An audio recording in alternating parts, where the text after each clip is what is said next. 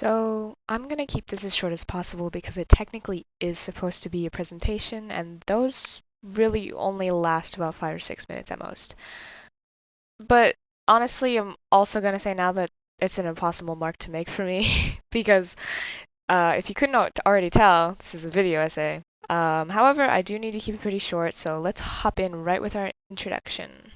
And that starts with our essential questions. So first up, pretty evidently, how does Ari Aster's work hold literary merit? And secondly, how does Ari Aster's directional style in films like Hereditary and Midsommar contribute to the thematic exploration and emotional impact of the stories being told?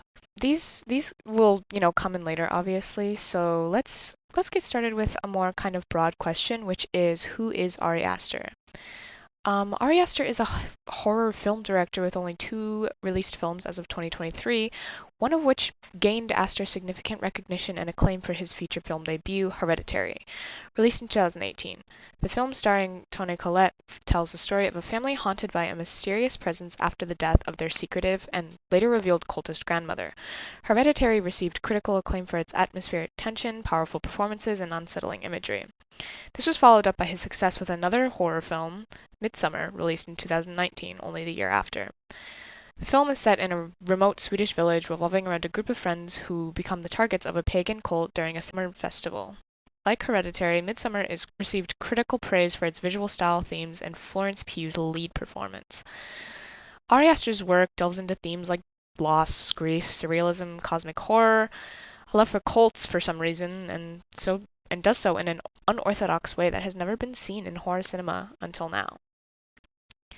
And that brings us to our next point. Why is Ari Aster's work so intriguing, and how is that integrated into his directing and storytelling style? A big part of Ari Aster's storytelling and how he, gets his point across in a literary way is the themes that he kind of weaves in. And because I'm a little biased, I'm going to be primarily focusing the analysis on my preferred film of the two, which is Midsommar. Midsommar, on a metaphorical surface level, is about a breakup, which, if you've actually seen the movie and weren't losing it about how crazy it was, you'd probably be able to notice how. What's so interesting and different about the way Aster handles a topic like a breakup is how he portrays it through subtle means. The characters have moments where the romantic spark just isn't there, sure, but there are also moments like how after Christian, Danny's boyfriend, forgets that it's her birthday, he fails to light a last-minute cupcakes candle, which they are deliberately placed on either side of to convey how the flame, in this context, between them is no longer kindled even when it's tended to. Aster makes it his job to show the audience the meanings of his work, but in a way that they have to search for themselves. That isn't to say that the more obvious but still meaningful scenes that depict the film's core of the breakup aren't there, though.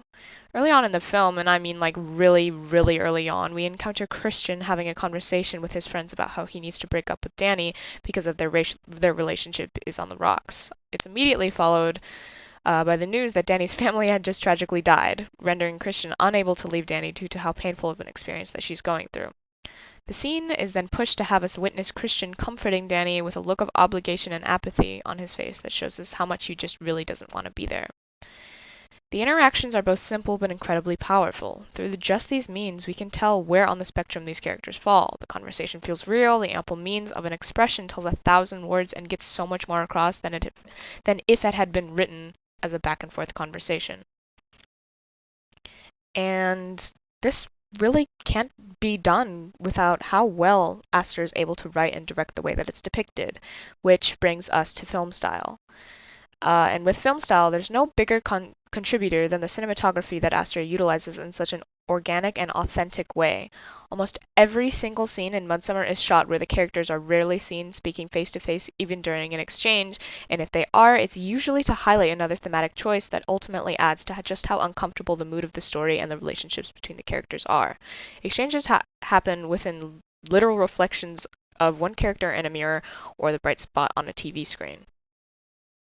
There are so many hidden details within Midsommar itself. As aforementioned and in key detail, Danny's entire family died tragically, which remains an incredibly prevalent theme and is actually a compulsory plot point that drives the narrative. Throughout the movie, Aster highlights the importance of Danny's loss by having it affect not only Danny and Christian, but every single character in the movie by extension. However, there are some things about Ari Aster's films, specifically the genre that they fall under, that don't always sit right with him.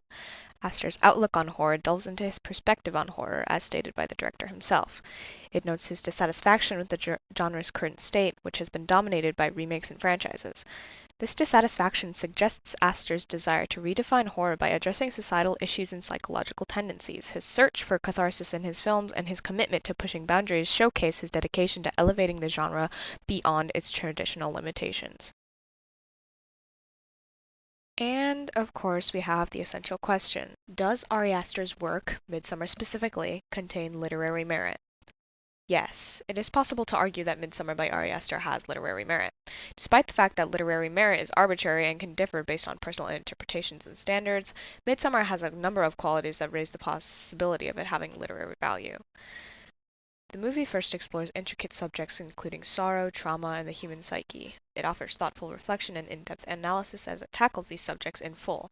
Layers of significance are provided by the story and symbolism in Midsommar, allowing for various interpretations and deeper investigation of the human condition. In addition, the movie has excellent craftsmanship and creative vision. How does Ari Aster's directional style in films like Hereditary and Midsommar contribute to the thematic exploration and emotional impact of the stories being told? Ari Aster's directorial style plays a crucial role in enhancing the thematic exploration and emotional impact of his films. Aster's painstaking attention to detail and visual narrative are two distinguishing features of his work. Aster delivers a visually complex and layered experience that emphasizes themes and emotions that play through a meticulous framing, composition, and the use of symbolism. In Midsommar, Aster's directorial style takes on a different form. The film is characterized by bright, sun-drenched visuals juxtaposed with disturbing and ritualistic scenes. The stark contrast serves to intensify the exploration of the protagonist's journey through grief and the transformative nature of the cult she encounters. Aster's attention to visual details in this film, such as intricate tapestries and vibrant floral arrangements, not only adds to the film's aesthetic appeal, but also contributes to the thematic symbolism and immersive storytelling. Danny, do you feel held by him? Does he feel like home to you?